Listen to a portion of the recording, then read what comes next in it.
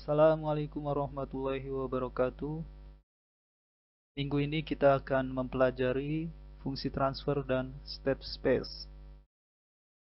Oke, minggu lalu sudah kita review terkait transformasi Laplace dan 2 minggu lalu kita sudah mereview terkait persamaan diferensial biasa ya.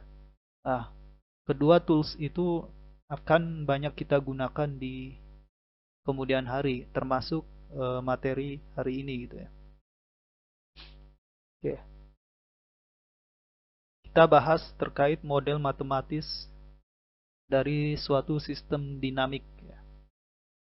Model matematis ini merupakan sekumpulan persamaan gitu ya, sekumpulan persamaan yang tentunya dia merepresentasikan suatu sistem dinamik, baik itu secara akurat atau ya cukup baik lah merepresentasikan suatu sistem dinamik. Nah, persamaan model matematis ini umumnya dalam bentuk persamaan diferensial biasa ya. Ini sebagai catatan ya, sebagai catatan. Jadi suatu model matematis itu tidak harus unik gitu ya. Jadi misalnya kita memiliki suatu sistem dinamik. Nah, sistem dinamik ini kita modelkan dengan suatu persamaan matematis. Nah, bisa jadi persamaan matematis yang kita buat itu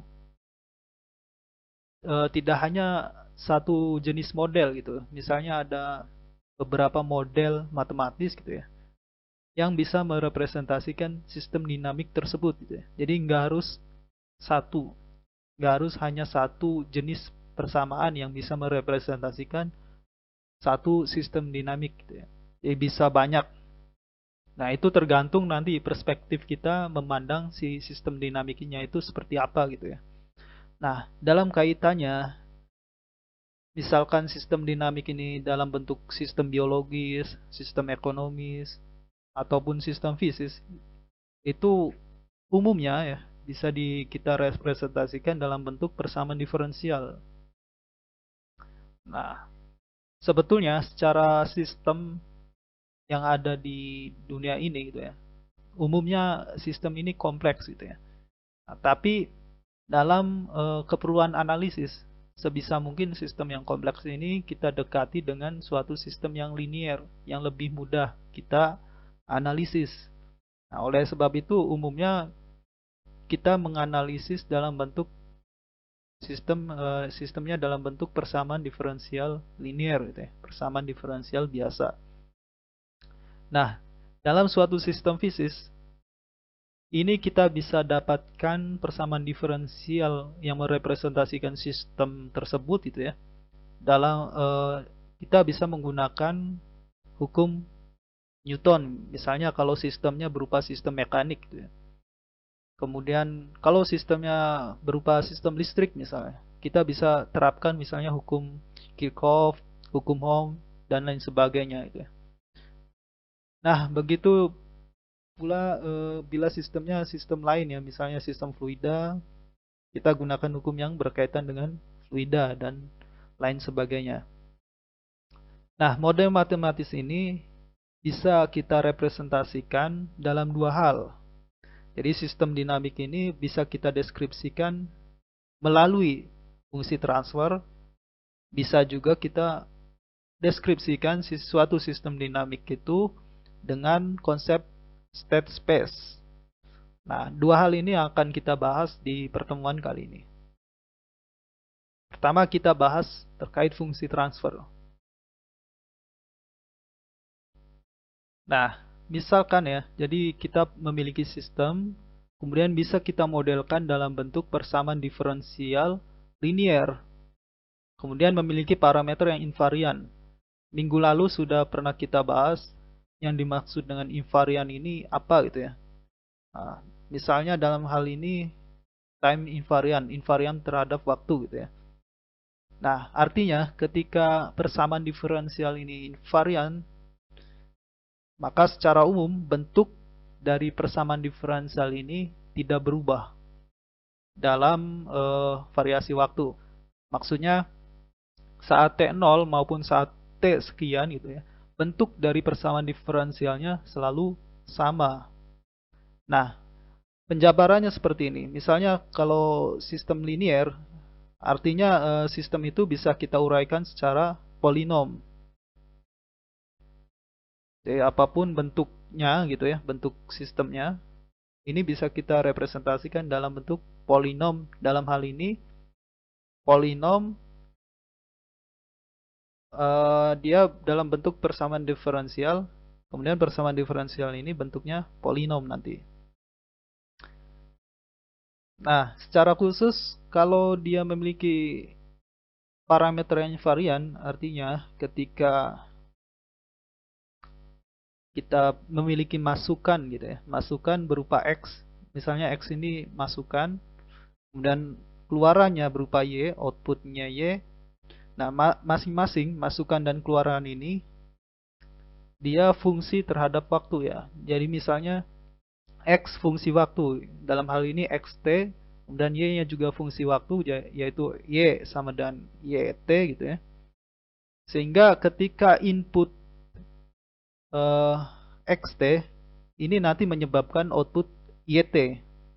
Nah, bila kita masukkan inputnya berupa T plus delta gitu ya. Jadi inputnya X saat T plus delta, ini otomatis akan menyebabkan output di Y sama Y saat T plus delta juga. Nah, seperti tadi ya, penjelasan mudahnya adalah bentuk dari persamaan diferensialnya tidak berubah terhadap waktu, walaupun input dan output itu masing-masing merupakan fungsi waktu gitu ya.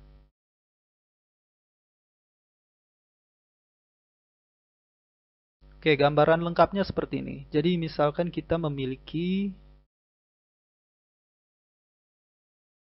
sebuah masukan XT ya, kemudian kita memiliki keluaran YT. Nah, suatu sistem dinamik itu secara umum bisa kita modelkan sebagai suatu persamaan diferensial linear ya, yang dia invarian terhadap waktu misal. Di sini invarian, kasus invarian ya. Jadi fungsi transfer ini kasusnya adalah kasus invarian terhadap parameternya yang berkaitan, yaitu di sini kasusnya adalah T, parameternya T. Nah, invarian itu gambarannya adalah ketika T-nya 0 atau T-nya berapapun gitu ya. Bentuk dari persamaan diferensial ini tetap ya. Jadi misalnya di sini ada koefisien Bn, Bn min 1. Nah, saat T sekian pun dia tetap fungsinya seperti ini. Artinya konstanta-konstanta ini dia tidak bergantung waktu.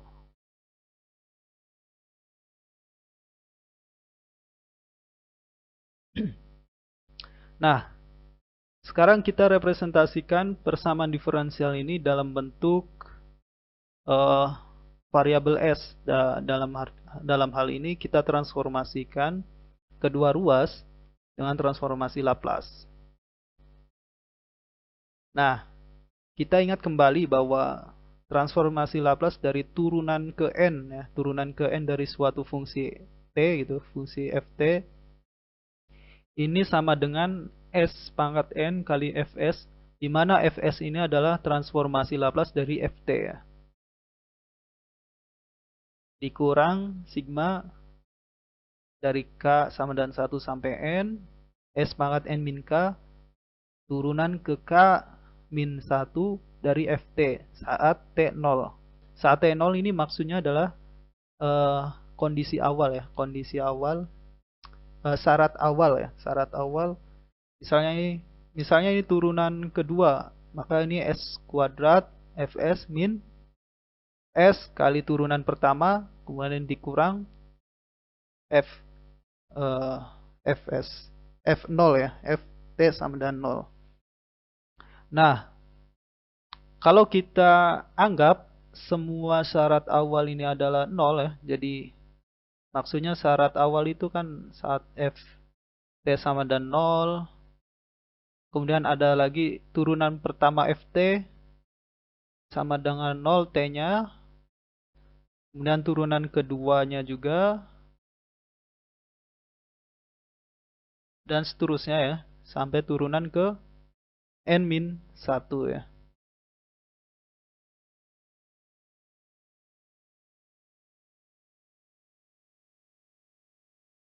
Nah, semua syarat awal ini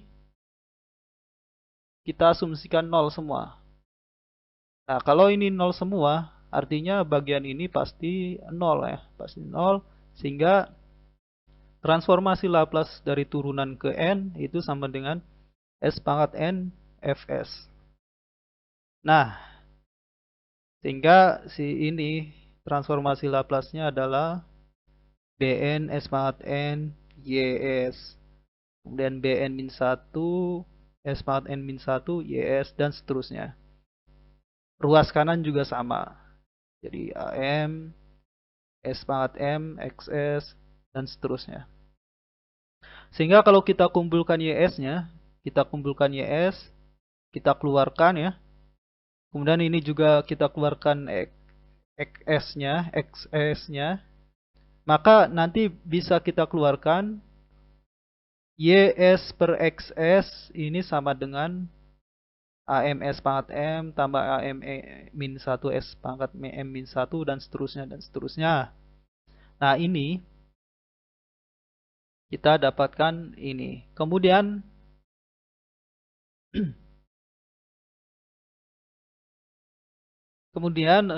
bagian YS ini tadi kan dia adalah YS itu tadi adalah transformasi Laplace dari YT ya, YT.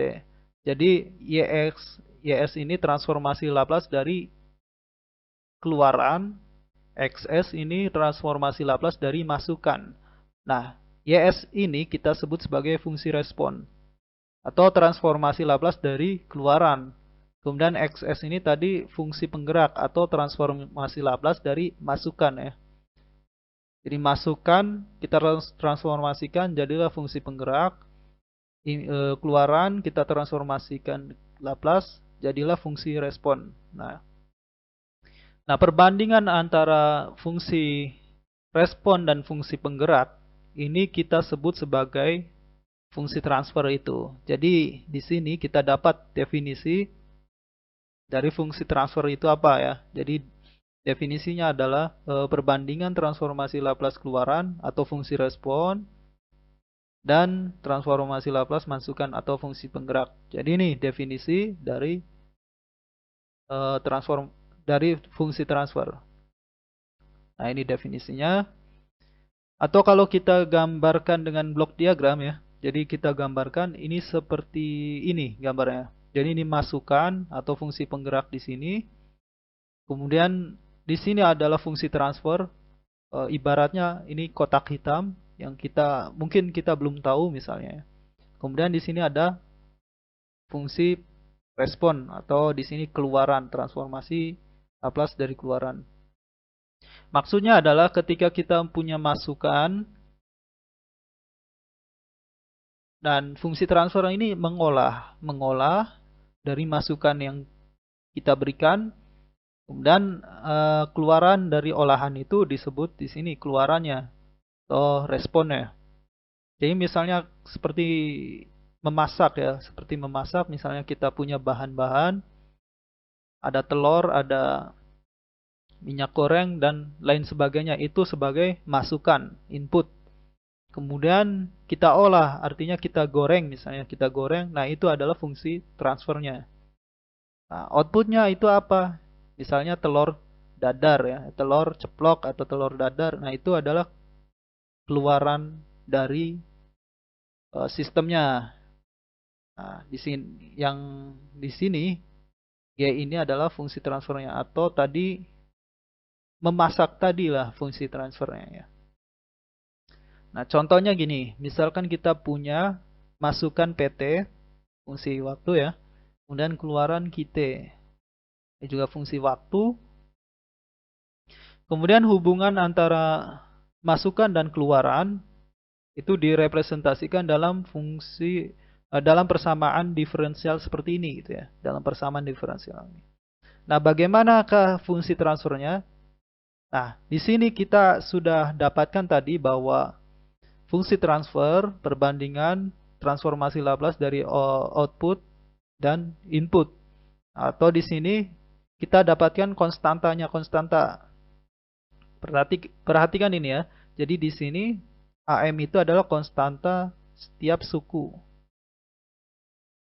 AS pangkat M ini menyesuaikan M-1, di sini juga M-1 dan seterusnya gitu ya. Jadi mudahnya adalah kita lihat saja, ini bagian output. Ruas kiri ini bagian output dan ruas kanan ini bagian input. Nah, sekarang bagian input ini konstantanya apa? Nah, di sini konstantanya 1. Maka di sini 1. 1 S pangkat 1, berarti kan di sini S di sini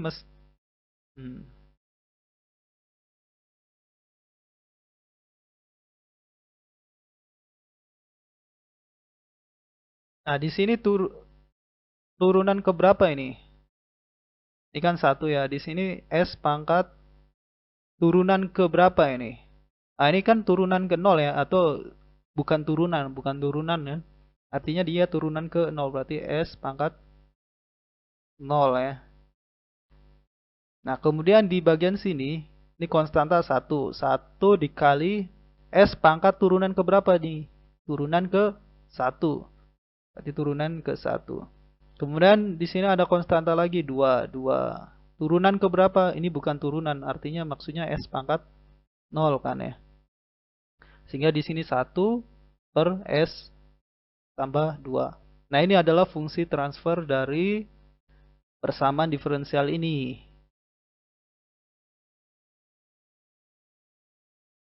Nah, kemudian sebetulnya apa sih kegunaan dari fungsi transfer itu ya? Oke, kegunaannya kita coba lihat ya. Misalnya kita punya masukan PT, kemudian keluarkan QT, hubungannya seperti tadi. Nah, misalkan sinyal masukan, artinya ruas kanan ini ya, berupa sinyal step. Misalkan di sini step satuan ya, step satuan. Jadi PT-nya ini sama dengan UT. UT ini fungsi step ya, fungsi step yang kita ingat bahwa fungsi step ini bernilai 1 ketika T lebih dari atau sama dengan 0. Kemudian bernilai 0 ketika T-nya kurang dari 0. Nah, kita tahu untuk sistem dinamik seperti ini kita berangkat dari T yang lebih dari 0 ya. Jadi kita ini untuk kasus kita ini adalah kasus waktu yang lebih dari 0 ya. Jadi keseluruhan yang akan kita bahas itu ketika T lebih dari 0 ya. Nah, karena kita menggunakan T lebih dari 0, jadi semua syarat awal 0 ya. Dan sehingga dq dt 2kt PT-nya nilainya 1 ya, karena di sini T lebih dari 0 nilainya 1. Kemudian kita lakukan transformasi Laplace di kedua ruas. Sehingga di sini transformasi Laplace dari QT adalah S kali QS ya. Ini kan turunan pertama ya, jadi S kali QS. Kemudian transformasi Laplace dari QT, 2QT berarti 2QS ya.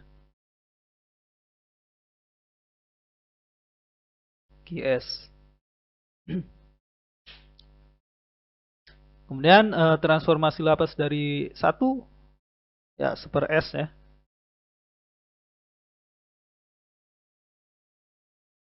Sehingga ini QS kita kumpulkan sehingga QS sama dengan super S. Ini kan S tambah 2 ya, berarti super S plus 2.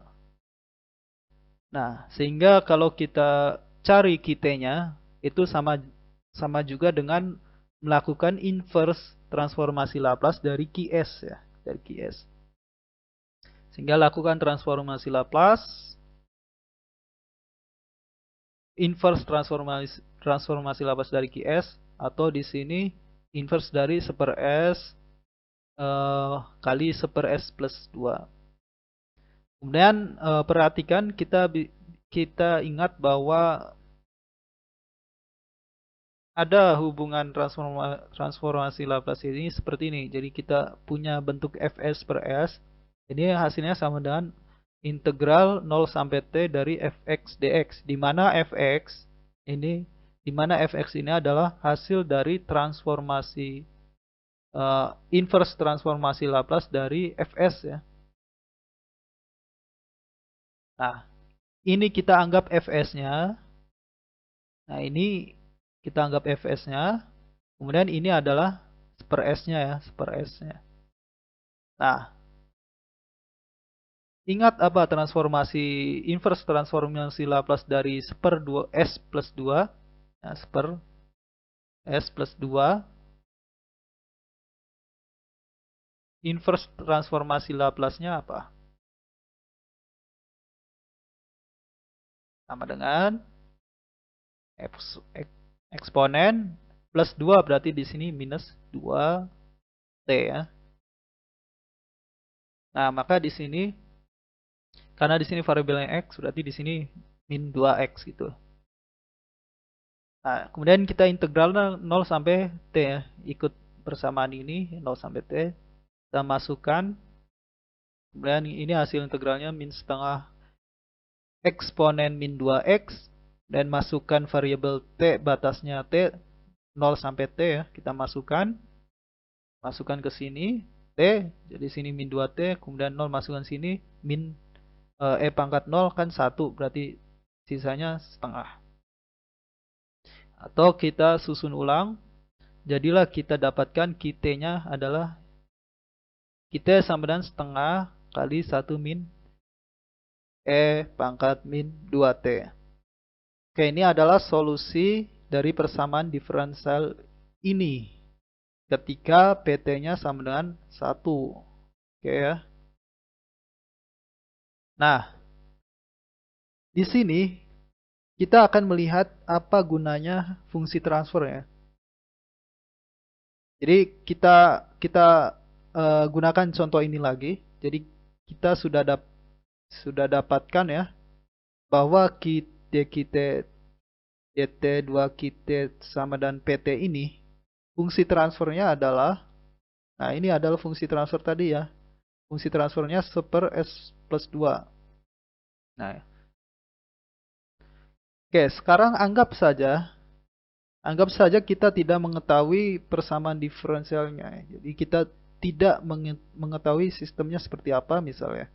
Tapi kita mengetahui fungsi transfernya seperti ini.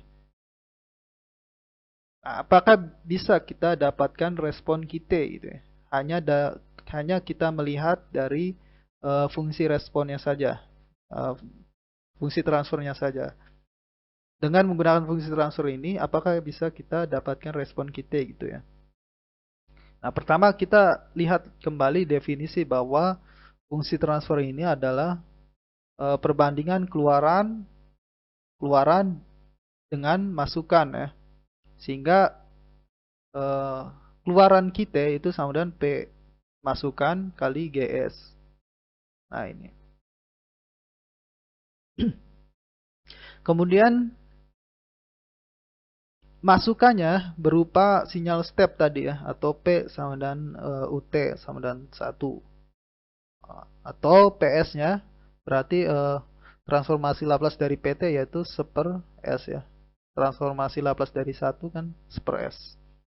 Nah, sekarang kita masukkan PS ini ke sini. Sehingga QS kita dapatkan QS, PS. Nah, ini.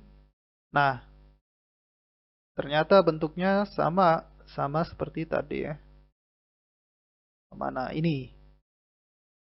Sehingga hasil dari QT-nya inverse transformasi Laplace dari ini itu juga hasilnya sama seperti ini. Oke, jadi dengan demikian ya kita bisa mendapatkan respon sistem ya dari fungsi transfer yang telah kita ketahui gitu ya. Walaupun kita misalnya tidak perlu lagi melihat hubungan masukan dan keluaran dari sistem. Cukup kita tahu fungsi transfer, kita sudah bisa mencari respon dari sistem itu.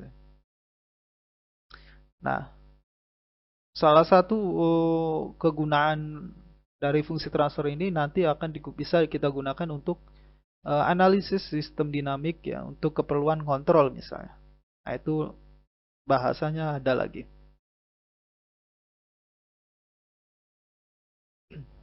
Oke, di sini ada beberapa latihan soal. Bisa dicoba ya, bisa dicoba untuk berlatih bagaimana kita menentukan fungsi transfer ya. Bagaimana kita menentukan fungsi transfer dari suatu masukan, misalnya di sini masukan RT dan keluaran CT gitu ya. Nah, hubungan masukan dan keluaran sudah direpresentasikan dalam bentuk persamaan diferensial ini gitu ya. Nah, kemudian cari fungsi transfernya. Nah, dengan definisi tadi ya. Nah, bisa juga di sini kita sudah memiliki fungsi transfernya ya, GS. Nah, tapi justru kita diminta untuk mencari RT dan CT-nya, masukan dan keluarnya dari suatu fungsi transfer ini gitu ya. Nah, ini caranya dibalik saja dari seperti yang tadi ya, kemudian nomor 3, kita punya fungsi transfernya seperti ini dan cari responnya. Nah, sekarang responnya ketika masukannya berupa masukan rem atau di sini RT ya, sama dengan T, fungsi T. Kemudian cari respon CT juga ketika masukannya impulsif atau di sini RT sama dengan delta Dirac. Ya. Nah, ini bisa dicoba ya latihan soalnya. Silakan. Kemudian kita coba bahas terkait pole and zero ya, pole dan zero. Nah, apa sebetulnya pole dan zero ini? Jadi tadi kita sudah dapatkan bahwa definisi dari fungsi transfer ya, yaitu transformasi Laplace dari keluaran terhadap transformasi Laplace dari masukan. Atau bentuknya seperti ini. Nah, ini kan sebetulnya polinom ya, polinom. Bagian penyebutnya juga polinom. Nah, artinya kalau polinom secara umum kan bisa kita ubah ya, bisa kita ubah dalam bentuk faktorial. Jadi kita faktorkan polinom bagian penyebut dan bagian pembilang dan penyebut. Nah, artinya di sini bentuknya bisa kita tulis seperti ini. Jadi ada suatu konstanta ya, pengali. Jadi secara umum karena di sini ada konstanta-konstanta, pastilah muncul konstanta baru ya, kita sebut K di sini.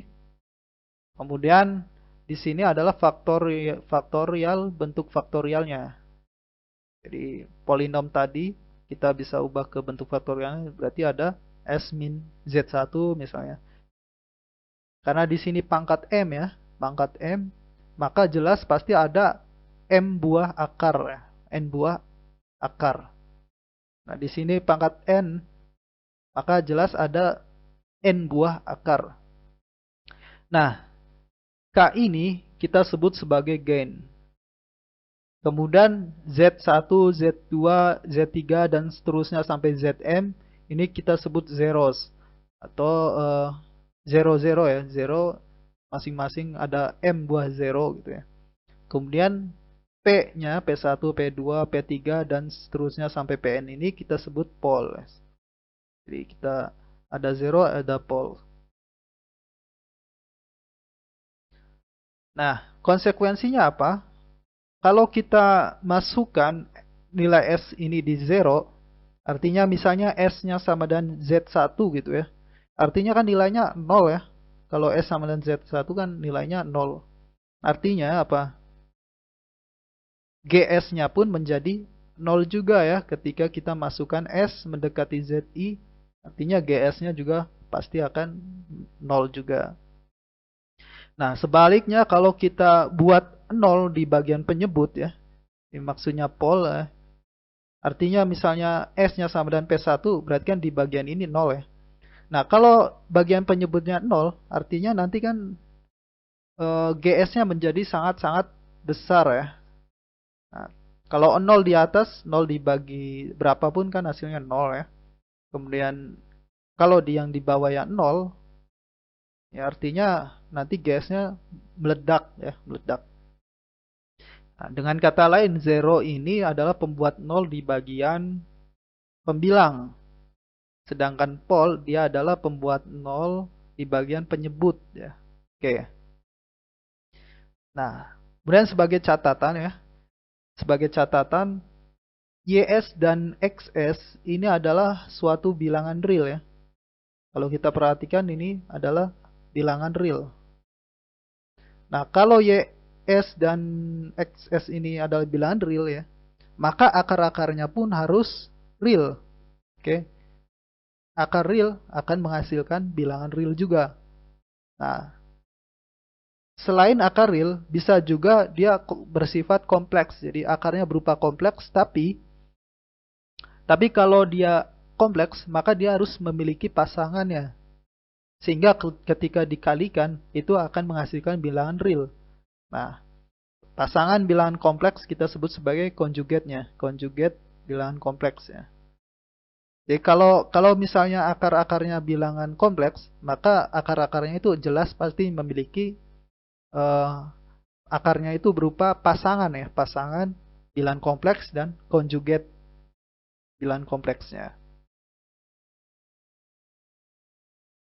Oke, contohnya seperti ini. Misalkan kita punya fungsi transfer GS sama dengan sekian. Nah, ini kan kita bisa ubah ya, bisa ubah bentuk 2S plus 1 ini menjadi 2 kali S plus setengah. Kemudian bagian bawah bisa kita akarkan, faktorialkan maksudnya, sehingga menjadi S plus 3 dikali S plus 2. Ini kan kalau kita kalikan S kuadrat, 2S tambah 3S, 5S, 3 kali 2, 6. Oke. Nah, tapi lihat ya bentuknya S min Z1, S min Z2, kemudian S min P1 min P2 ya. Nah, di sini kan plus. Ya, kita harus ubah aja biar lebih mudah ya. Jadi di sini S min setengah, S min 3 ya, S min 2. Nah, artinya kita sudah dapat nih. 2 ini adalah kita mengidentifikasi bahwa 2 ini adalah gain ya, gainnya. Kemudian min setengah itu adalah zeronya. Atau zeronya itu saat S sama dengan min setengah ya. Kemudian min 3 dan min 2 ini adalah polesnya. Nah, polesnya ada min 2 dan juga ada min 3. Atau kita sebut saja misalnya polesnya ada di S sama dengan min 2 dan di S sama dengan min 3 gitu. Nah, penyebutannya sama ya. Penyebutan seperti ini maupun P1 dan P2 seperti ini gitu. Itu sama aja ya. Ini cara penulisannya saja. Oke. Nah ini kita sudah tahu fungsi transfer. Kita cari K0 dan polnya. Nah sekarang bagaimana sebaliknya? Misalnya kita sudah memiliki gainnya berapa, zeronya misalnya di sini di S1, polnya ada di S sama dengan min 2 dan S sama dengan 0. Nah bisakah dari ketiga parameter ini kita menentukan kembali persamaan diferensial? Jadi ini seperti dibalik ya. Nah, GS sama dengan definisinya tadi ya. K dikali S min Z1, S min Z2 dan seterusnya, S min P1, min P2 dan seterusnya. Artinya di sini K gainnya 3, kemudian zeronya S1 artinya S min 1. Nah, kemudian polnya ada di min 2 dan 0, artinya di sini S min 0, kemudian ada S min 2. Sehingga bentuk GS-nya menjadi seperti ini. Nah, dari sini bisa kita balik kembali menjadi persamaan diferensialnya. Caranya adalah kita lihat di sini. Ini kan masuk ke, kita perhatikan ini ya, mana? Nah, perhatikan di sini bahwa YS ini, di sini ya, kita bisa perhatikan ini.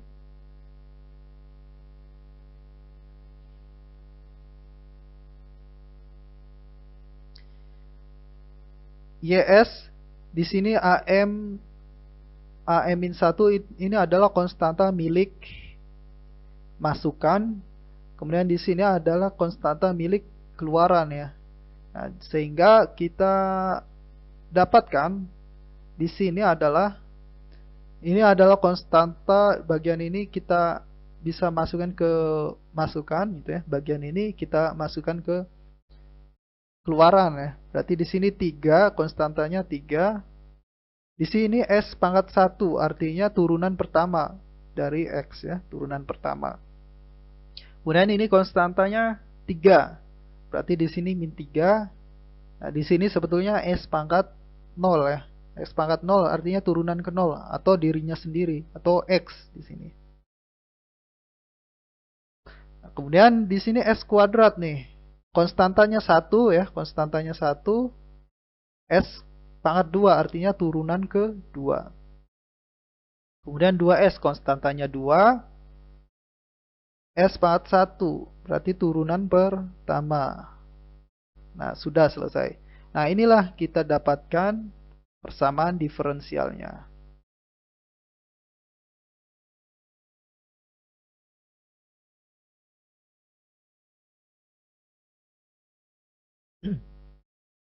Jadi kita dapatkan persamaan diferensial ini hanya dengan mengetahui 3 parameter, yaitu gain, zero, dan pole-nya ada di mana gitu ya.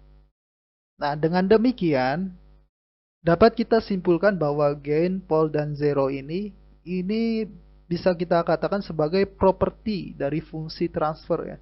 Jadi karena dari sini kita bisa dapatkan fungsi transfer. Jadi maka 3 parameter ini, gain, zero, dan pole ini merupakan properti dari fungsi transfer. Nah, ketiganya ini cukup untuk mengkarakterisasi persamaan diferensial. Jadi dari 3 buah parameter ini cukup untuk mendeskripsikan suatu persamaan diferensial ya. Sehingga memberikan deskripsi yang lengkap tentang suatu sistem dinamik gitu ya. Jadi otomatis kita juga bisa menganggap bahwa suatu sistem dinamik itu bisa kita representasikan, kita bisa karakterisasi ya dengan 3 buah parameter, yaitu gain, zero, dan pulse-nya. Nah, kemudian plot pole dan zero di bidang S ya. Bidang S ini maksudnya di di di ruang S. Maksudnya bidang S ini adalah di variabel S ya. Kan ada bidang T, ada di sini ada bidang S. Maksudnya di sini fungsi S gitu ya. Nah, bagaimana plot pole dan zero ini? Nah, kita perlu bidang S. Nah, ini adalah bidang S ya. Bidang S. Nah, bidang S ini secara umum dia memiliki komponen real dan komponen kompleks ya. Jadi di sini sumbu datarnya adalah real, bagian real dari S ya, bagian imajinernya. Nah, contohnya misalkan kita memiliki 0 di S sama dan 2 gitu ya. Nah, bagaimana plotnya? 2 ini kan real ya. Berarti ada di sini, di real bagian ini. Kemudian misalnya kita memiliki pole di S sama dengan 1 plus J dan S sama dengan 1 min J. Artinya realnya 1, kemudian di sini bagian imajinernya 1 ya, 1J. Berarti di sini. Kemudian di sini 1 min J. Berarti di sini, berarti ini titiknya. Jadi ini titik 1 plus J ya.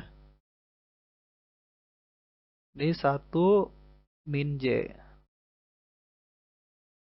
Nah, kemudian kita ini kesepakatan kita saja ya, kesepakatan kita bahwa zero ini kita simbolkan dengan O ya, seperti O. Kemudian pol ini kita tunjukkan dengan simbol X. Maksudnya titiknya, titik. Nah, misalnya titik zero di sini di 2 berarti di sini ya. Titiknya kita gambarkan dengan bulat ini. Melambangkan itu titik zero gitu ya. Kemudian titik pol kita simbolkan dengan X ya. Artinya di sini tadi titik polnya di sini, berarti kita silang di sini gitu ya. Di sini juga pol tadi dan silang. Nah, ini untuk penggambaran pol dan zero kita kesepakatannya seperti ini ya. Jadi yang zero kita tunjukkan dengan silang, yang pol kita yang zero kita tunjukkan dengan bulat ya, yang pol kita tunjukkan dengan tanda silang.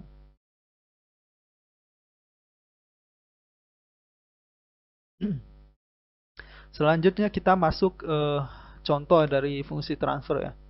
Nah, pertama kita masuk ke sistem order 1 ya. Sistem order 1 ini bentuk secara umumnya seperti ini. Jadi bentuk secara umum suatu sistem order 1 seperti ini. GS sama dengan A plus A per S plus A gitu ya. Nah, bentuknya seperti ini. Nah, atau dalam bentuk blok diagram ya, order 1 tentunya ini X, ini GS-nya. Kemudian Y. Nah, kalau kita lihat ya, propertinya bagaimana? Zeronya ada nggak? Nah, di sini di bagian atas ternyata tidak ada variabel S ya. Di bagian pembilang tidak ada variabel S, artinya tidak ada zero di situ. Kemudian adakah pol di situ? Ada, karena di sini ada variabel S, tentu saja yang membuat nol penyebut ya. Dalam hal ini yang membuat nol adalah minus A ya. Nah, berarti polnya ada di S sama dan minus A. Nah, bagaimana sekarang kita sudah tahu fungsi transformnya seperti ini. Kira-kira responnya bagaimana? Misalkan masukannya merupakan fungsi step satuan. Dalam hal ini masukannya adalah per S ya, per S.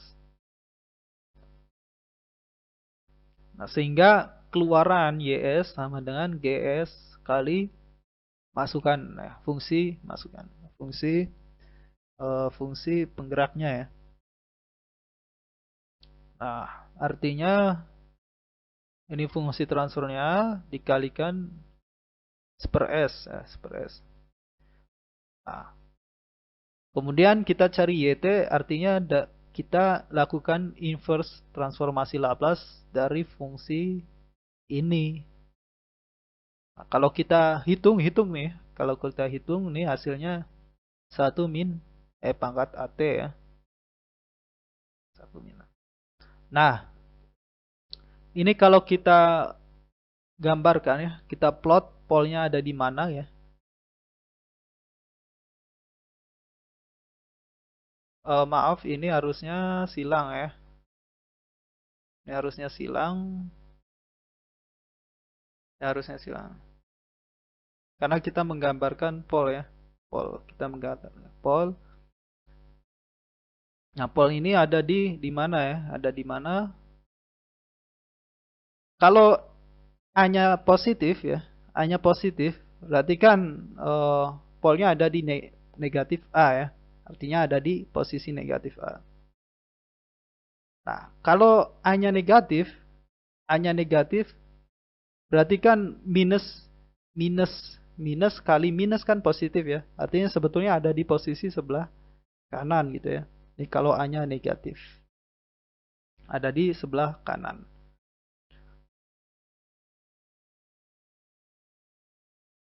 Nah, yang kita tinjau dalam hal ini A-nya yang positif ya. Kita tinjau A yang positif. Nah, artinya yang ketika ada di sini.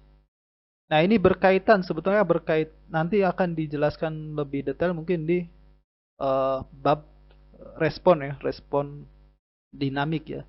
Nah, sebetulnya ini akan berkaitan dengan apakah sistemnya itu stabil atau tidak stabil ya.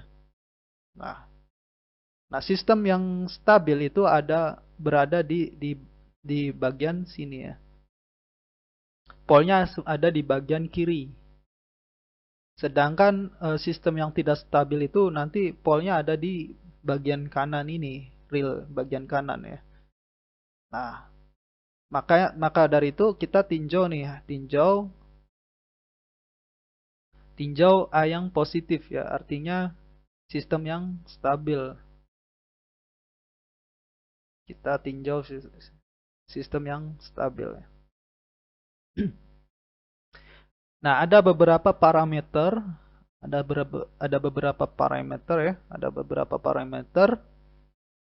yang menggambarkan karakteristik respon dari sistem order 1 ini. Pertama ada time constant ya. Nah, time constant ini kita definisikan sebagai waktu atau lamanya ya. Lamanya sistem berubah dari keadaan awal, misalnya dari 0 ya, dari 0 kemudian berubah sampai 63,21% ya. Atau awalnya 0 misalnya, awalnya 0 menjadi 1 min seper E. Nah, ini disebut time constant, konstanta waktu. Kemudian ada rise time. Rise time ini kita sebut sebagai waktu naik. Nah, ini adalah waktu lamanya sistem ini berubah dari nilai 10% ketika respon melewati 10% sampai 90%. Definisinya seperti ini. Kemudian ada settling time. Settling time, waktu penetapan ya. Kita definisikan waktu yang diperlukan, waktu yang diperlukan sistem ya sampai dia stabil ya, dia stabil dalam kisaran 2% hingga 5% dari nilai akhirnya. Jadi misalkan nilai akhirnya adalah 1 gitu ya.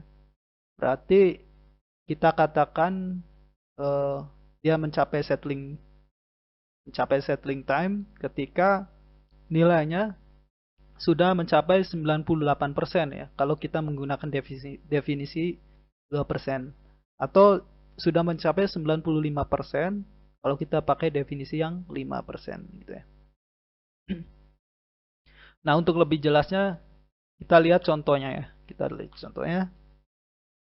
Kita tadi sudah dapatkan untuk responnya adalah 1 min pangkat min AT ya. Kemudian kita anggap A-nya positif. Kita anggap A-nya positif. Sehingga di sini responnya seperti ini. Bentuk kurvanya kalau kita gambarkan ya dari fungsi YT ini, kalau kita gambarkan seperti ini bentuknya. Nah, kalau T-nya sangat-sangat besar, artinya anggaplah T-nya tak hingga gitu ya. Artinya E pangkat min tak hingga kan 0 ya, 0. Sehingga Y saat T tak hingga atau kita sebut sebagai saat tunak gitu ya, saat tunak ini nilainya 1. Nah, kemudian kita lihat time constant. Nah, definisinya tadi adalah ketika nilainya bervariasi dan faktor 1 min 1 per E. Atau dia sudah berubah sebanyak 63% gitu ya. Nah, artinya di sini kita cari nilai Y saat T sama dan tau ya. Saat tau ini time constantnya kita masukkan. Nah, nilainya harus sesuai definisi tadi ya. 1 min seper E. Jadi di sini sama dengan 1 min seper E kali nilai akhir. Nilai akhirnya adalah 1 kebetulan di sini. Nah, sehingga kita dapatkan tau-nya berapa biar hasilnya seperti ini. Nah, berarti kan per A ya. Jadi di sini time constantnya per A. Nah, kalau kita lihat per A itu ada di mana? Ada di sini. Nah, atau kira-kira tau-nya itu dari 0 sampai sini ya, nah, sampai sini itu adalah time constantnya. Kemudian ada rise time. Rise time ini kita definisikan dia dihitung dari nilai 10% sampai 90%. Nah, kita cek ya. Saat 10% itu saat T berapa? Anggaplah saat T1 dia mencapai 10%. Artinya nilainya saat T1 10% dari nilai akhir, yaitu 1. Berarti 10% kali 1, 0,1. Kita cari T1-nya, kita dapatkan T1 sama dengan 0,11 per A. Nah, kemudian kita cari T2. T2 ini adalah ketika Y-nya sudah bernilai 90% dari nilai akhir. Nah, kita cari T2-nya, kita dapat. Nah, karena definisinya adalah dia mulai ketika nilainya dari 10% sampai 90%, maka di sini TR-nya, rise time-nya sama dengan T2 min T1. Atau ini dikurang ini jadilah 2,1 per A. Nah, gambarannya adalah ketika di sini kan mulai 10% ya. Ini nilainya 10% ada di sini. Kemudian 90% ada di sini nih. 90%. Nah, TR-nya, rise time-nya itu dihitung dari ketika mencapai 10% hingga ketika mencapai ini 90%. Jadi TR itu dari sini ke sini gitu. Waktu yang diperlukan dari sini ke sini. Nah, kemudian ada lagi settling time. Nah, settling time ini definisinya waktu ketika sistemnya sudah mencapai 98%. Nah, di sini kita menggunakan definisi 2% ya. 2%. 2% dari dia mencapai sampai errornya 2% ya. 2% sebelum mencapai nilai akhirnya. Jadi di sini hingga 98%. Ya, hingga. Nah, kita masukkan T saat TS, berarti di sini A kali TS harus 98% nilai akhir. Kalau kita cari TS-nya, maka kita dapatkan kira-kira ya. Nah, ini aproksimasi dari ln 0,02 tentunya ya. Nah, ini kira-kira 4 per A nilainya.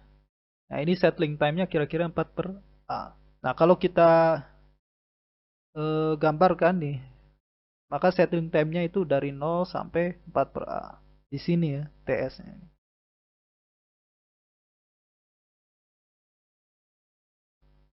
Nah, itu adalah 3 definisi tadi ya, time constant, rise time, dan settling time. Nah, bagaimana kalau settling time-nya kita hitung sampai 95%? Ya, tinggal hitung saja ya.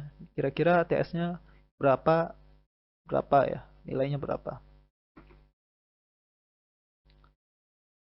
Oke, selanjutnya, contoh ya, contoh misalkan tentukan time constant, rest time, dan settling time ya, dari fungsi transfer ini.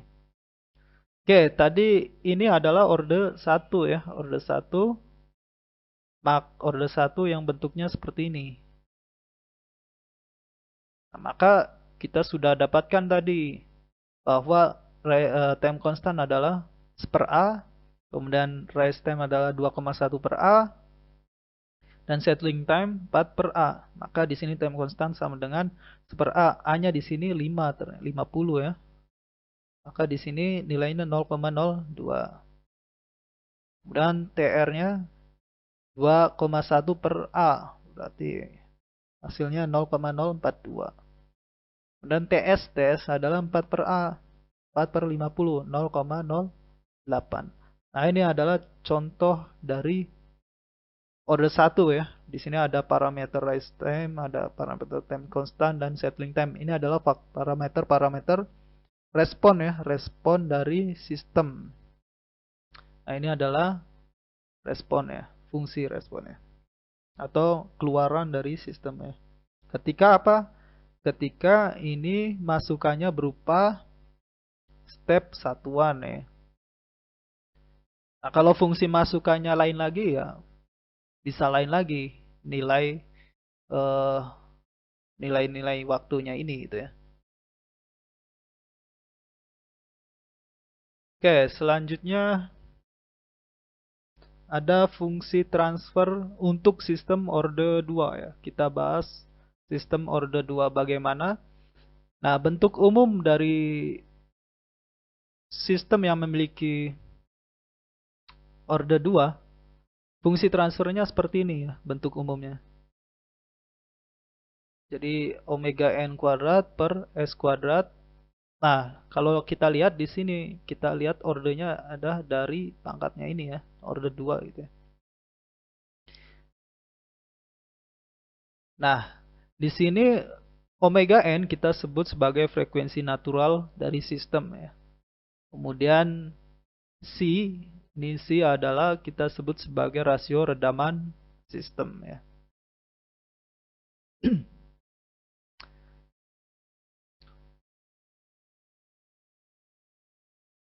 Nah, kemudian kita cari respon sistemnya bagaimana bila kita memiliki masukan xt berubah fungsi step ya, step satuan, sehingga xs-nya sama dengan 1/s. Oke. Nah, berarti fungsi respon ya adalah gs kali xs. Artinya gs-nya ini kali 1/s.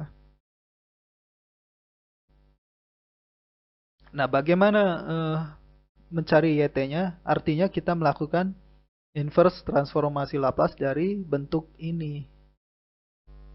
Oke ya. Nah, kita ingat bahwa ini kan bentuknya Fs dibagi S ya. Fs dibagi S. Sehingga ini bisa kita ubah menjadi Fs bagi S. Nah, kemudian kita lihat Fs-nya itu apa? Berarti Fs-nya itu bagian ini ya, Fs-nya. Ini bisa kita sederhanakan bentuknya menjadi seperti ini. S plus C kali omega n pangkat 2 dikurang ini ditambah omega n pangkat 2. Nah, ini dari mana? Ya, kalian coba saja. Ini dikuadratkan. Kuadrat berarti S kuadrat ditambah 2 C omega n kali omega n kuadrat ya. Nah,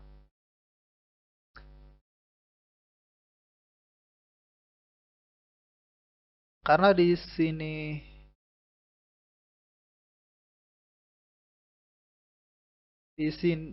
kan nggak ada bentuk C kuadrat tambah omega n kuadrat, maka di sini harus dikurang. Sehingga bentuknya menjadi seperti ini. Ini kita kumpulkan omega n-nya. Dikumpulkan omega n-nya, jadilah bentuknya 1 min C kuadrat gitu ya.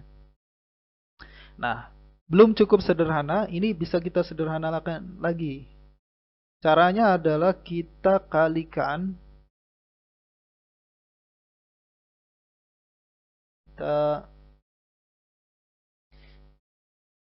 kita ubah bentuk atasnya ini ya, kita ubah bentuk atasnya menjadi omega n kali omega n, omega n kuadrat kan ya. Kemudian akar 1 min C kuadrat dibagi akar 1 min C kuadrat kan ini 1 ya. Jadi nggak masalah dikalikan 1. Nah, kemudian kita pisahkan. Ini bagian ini kita pisahkan ya. Nah, ini keluar sehingga di sini adalah omega n kali akar 1 min C kuadrat. Nah, bentuk ini ada bentuk ini kalau kita lihat di tabel Laplace, maka bentuk ini sangat mirip dengan bentuk ini. Ingat ya, di tabel Laplace kita menemukan ada B per S plus A kuadrat ditambah B kuadrat. Ini hasilnya E pangkat min AT sin BT gitu ya. Nah, di sini sangat mirip ya. Di sini berarti S juga ya. Di sini A. Nah, ini adalah A-nya. Kemudian B kuadrat. Ini B-nya. Lihat B ini. Perhatikan bahwa kalau ini dikuadratkan jadinya ini ya, B kuadrat. Nah, sehingga bagian ini kalau kita inversekan, ya, inverse transformasi Laplace-kan, hasilnya akan bentuknya eksponen A min AT sin BT gitu ya. Ini kan konstanta, jadi kita biarkan saja. Keluarkan konstantanya. Sehingga E pangkat min AT. Tadi A-nya adalah si omega N. Maka di sini si omega N T ya. Sin BT. BT-nya tadi omega N akar 1 min si kuadrat. Nah, ini adalah B-nya. Oke, jadi kita dapatkan bentuk FT-nya adalah seperti ini. Nah, oke. Nah, sekarang kita tahu bahwa tadi kan kita misalkan YT-nya itu Fs per S kan. Atau sebetulnya adalah integral dari 0 sampai T Fx dx ya.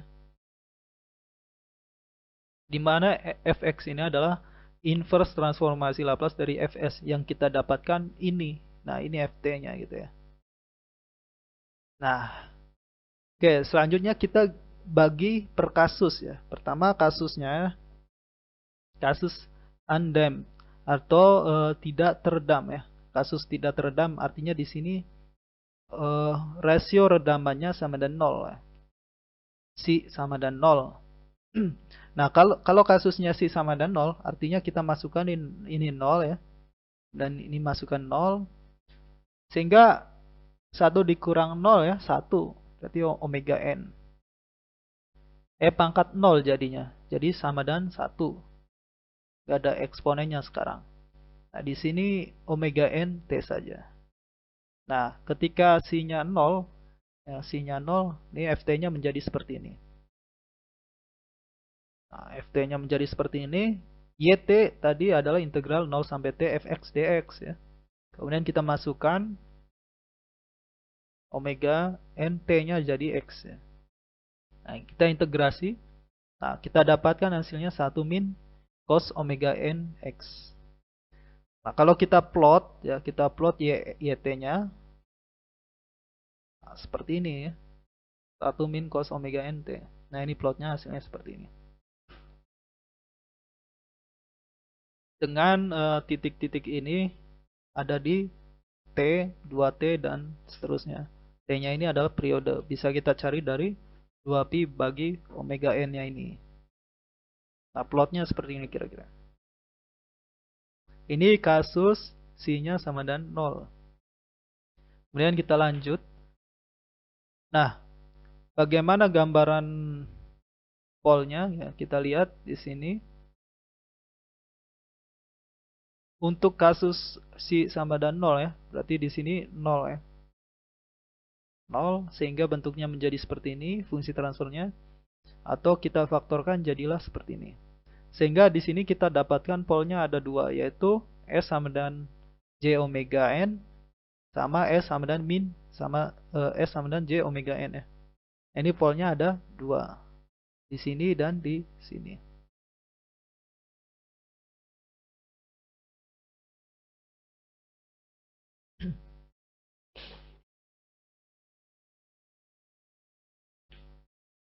Nah, oke, selanjutnya kasus C-nya rasio redamannya bernilai lebih dari 0 tapi masih kurang dari 1. Nah, apa yang terjadi berarti nilainya ini tidak ada yang perlu kita sederhanakan. Ini Ft-nya kita tadi sudah dapatkan ini. Kemudian kita misalkan ini bagian depan ini kita misalkan sebagai A gitu ya. Kemudian min si kali omega n ini kita misalkan B. Kemudian di dalam kurung ini bagian ini kita misalkan C ya. Jadi kita misalkan ini. Kemudian kita integralkan dari fx ya. Ini kan fx, ft-nya ini berarti fx-nya adalah ini. Nah, ini kalau kita integralkan hasilnya seperti ini. Kemudian kita masukkan batasnya 0 sampai t. Kita masukkan. Nah, hasil yt-nya adalah seperti ini. Nah, kalau kita masukkan a-nya, kemudian b-nya kita masukkan, c-nya juga kita masukkan ke persamaan ini ya. Maka bisa kita dapatkan yt-nya adalah seperti ini. Nah, ini adalah 1 min eksponen minus si omega n t dikalikan si per akar 1 min si kuadrat sin sekian sekian dan seterusnya itu ya. Nah, kalau kita gambarkan hasilnya seperti ini. Ini kalau kita gambarkan ya. Nah, di sini kalau kita masukkan ya omega n-nya 2pi gitu ya. Omega n-nya kita masukkan 2pi, kemudian si-nya kita masukin 0,25. Ini gambarnya seperti ini. Yang warna hitam. Kemudian kalau 0,5 bagaimana yang warna merah. 0,7 yang warna biru. Nah, di sini ternyata semakin besar nilai C-nya atau redamannya, dia responnya sepertinya semakin tumpul ya. Ketika C-nya semakin kecil, ternyata overshoot-nya lebih besar ya, lebih besar. Nah, ripple-nya juga lebih besar. Nah, di sini kita tadi sudah mengenal ada time constant ya. Itu nilainya ketika bervariasi dari 0 sampai 1 min seper E. Nah, seper E itu bisa kita temukan ketika T-nya berapa? Seper si kali omega N ya. Omega N. Sehingga kita dapatkan hubungan rasio redaman dan time constant, dan juga rasio redaman, time constant, dan frekuensi naturalnya kita memiliki hubungan seperti ini gitu ya. Atau omega n bisa juga kita ubah menjadi Tn per 2pi ya. Di mana Tn ini adalah periode naturalnya. Oke, ini nah, kemudian plot polnya di mana? Sekarang bentuknya kita cari akar-akar dari persamaan kuadrat di bagian penyebut ini. Nah, dengan rumus ABC ya, ini kan rumusan ABC biasa ya. Ya, kalau ada persamaan kuadrat, akar-akarnya kan bisa dicari dari rumus ABC itu ya. Nah, sehingga di sini kita dapatkan polnya ada 2, yaitu di min si omega n plus j omega n kali 1 min si kuadrat, dan juga minus ya, minus si omega n minus j omega n kali 1 min si kuadrat. Di posisinya adalah ini real ya, bagian realnya di minus si omega n, kemudian bagian imaginernya plus minus, ada 2 di posisi ini dan di posisi min, sehingga polnya ada 2 di sini dan di sini ya. Nah, ini untuk kasus underdam atau teredam ya, dia kondisi teredam. Kemudian kondisi selanjutnya ketika C-nya sama dengan 1 ya. Ketika C-nya sama dengan 1, atau kita sebut sebagai critically damp atau teredam kritis ya, teredam kritis. Nah, karena C-nya sama dengan 1, ini kalau kita masukkan ke persamaan ini ya. Ini kan 1 min 1 ya jadinya. Artinya di sini bagi 0. Nah, ini bermasalah ya. Sehingga kita coba cari dari nilai limitnya. Ketika C-nya sama dengan 1, maka ternyata bentuk FT-nya menjadi seperti ini ya. Jadi omega n kuadrat T eksponen pangkat min omega n kali T. Nah, bentuknya seperti ini, menjadi seperti ini bentuknya. Ini Ft-nya, kemudian kita cari Yt-nya dari rumusan yang sebelumnya ya. Jadi integral 0 sampai T dari Fx dx. Nah, ini kita masukkan ke sini. Dan kita lakukan integrasinya. Nah, hasil integralnya seperti ini. Masukkan batasnya. Nah, kita dapatkan Yt-nya. Nah, kita dapat Yt-nya. Nah, ini kalau kita plot, jadilah seperti ini kalau kita plot ya. Nah, parameternya di sini ketika omega n ya, frekuensi naturalnya pi ya, bentuknya seperti ini. Nah, frekuensi 2pi bentuknya seperti ini. Yang 3pi yang warna biru. Nah, jadi semakin besar omeganya semakin ke sini ya grafiknya. Semakin keangkat ke sini. Oke, ini kasus critically damped.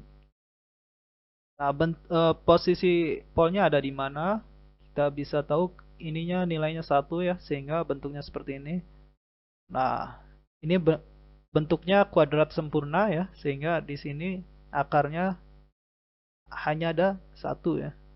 Ketika omeganya, ketika S di minus omega n ya.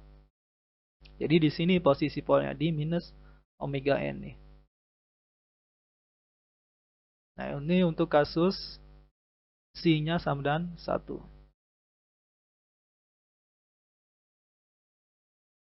Oke, selanjutnya kasus yang overdamp.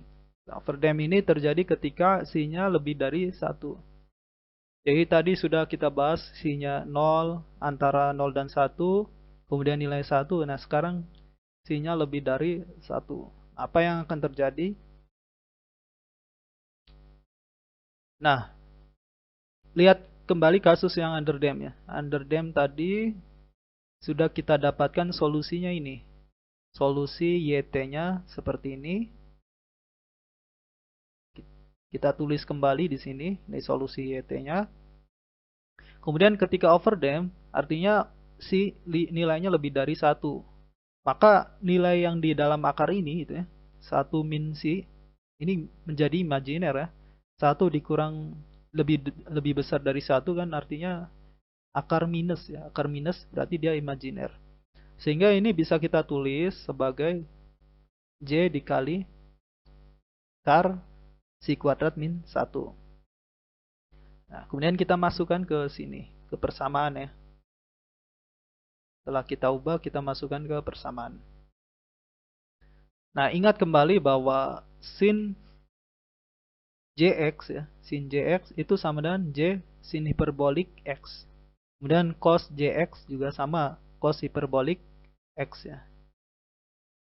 Nah, sehingga bentuk di sini sin J menjadi sin hiperbolik. Kemudian yang cos ya, cos di sini menjadi cos hiperbolik. Cos hiperbolik.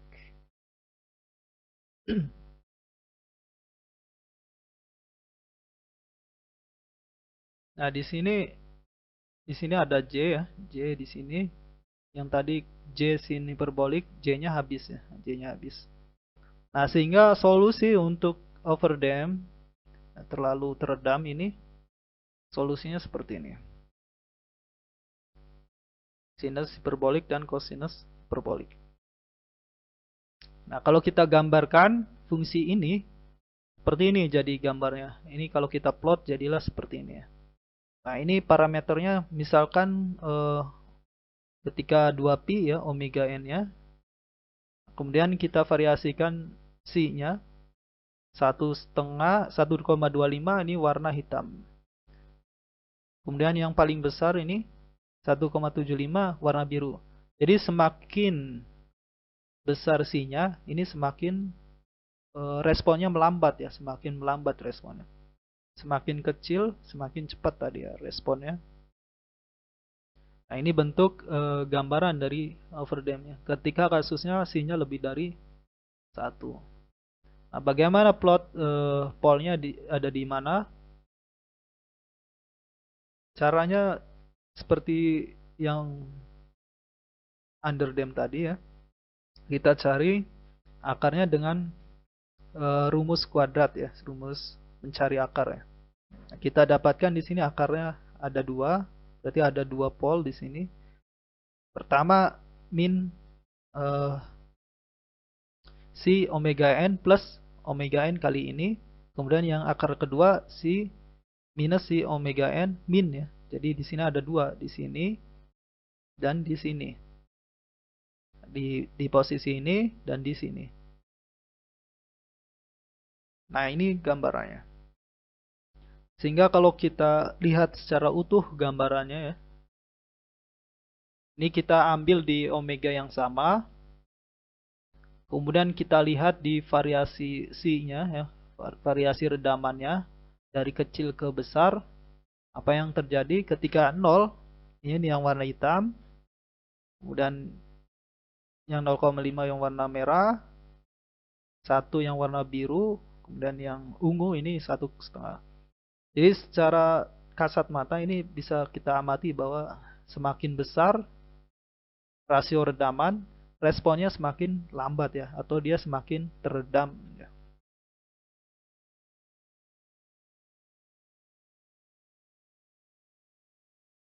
Nah, sebagai contoh misalkan kita memiliki fungsi transfer seperti ini.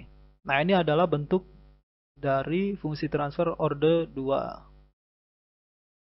Nah, kemudian kalau kita mencari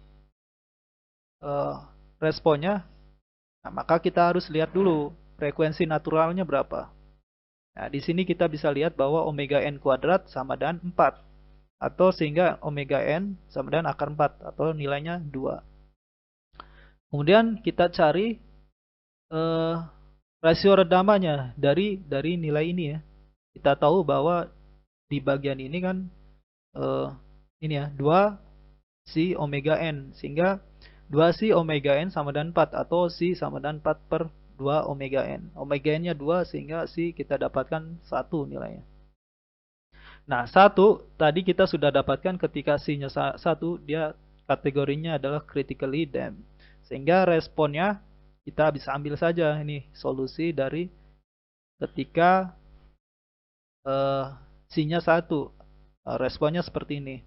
Maka di sini kita bisa gambarkan responnya seperti ini ya. Kita masukkan parameter omega n-nya tadi 2. Jadi responnya seperti ini. Kita gambar, diplot, nah hasilnya seperti ini. Kemudian di sini ada beberapa latihan soal. Bisa dicoba dikerjakan ini untuk berlatih ya.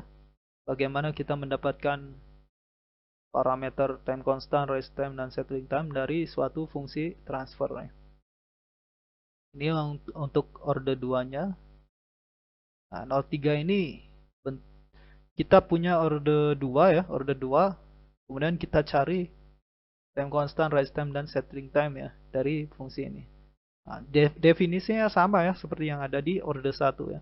Kita tinggal cari nilai-nilainya saja. Kalau kita rangkum jadinya seperti ini. Ketika C-nya sama 0 ya, polesnya ada 2, ada di sini dan di sini. Kemudian bentuknya seperti ini. Bentuk responnya. Kemudian ketika C-nya antara 0 dan 1, polesnya ada di sini dan di sini. Jadi seperti bergeser ya, polnya seperti bergeser ke sini. Bergeser ke sini. Dari sini ke sini. Nah, responnya menjadi seperti ini. Kemudian geser lagi, kemudian ketika C-nya sama dengan 1, polesnya geser lagi. Dari sini geser ke bawah lagi. Dari tadi ke yang awal tadi di sini, kemudian di sini geser lagi ke sini ya. Jadi seolah-olah dia mengalami rotasi ke sini. Nah, bentuk responnya seperti ini. Kemudian yang C-nya lebih dari 1, dia menjadi split seperti ini. Kemudian responnya kita tahu, sudah kita gambarkan tadi, hasilnya seperti ini. Nah, ini kira-kira bentuk respon kaitannya dengan poles ya, yang kita dapatkan ya dari sistemnya. Oke, untuk pembahasan fungsi transfer kita cukupkan sampai di sini. Terima kasih.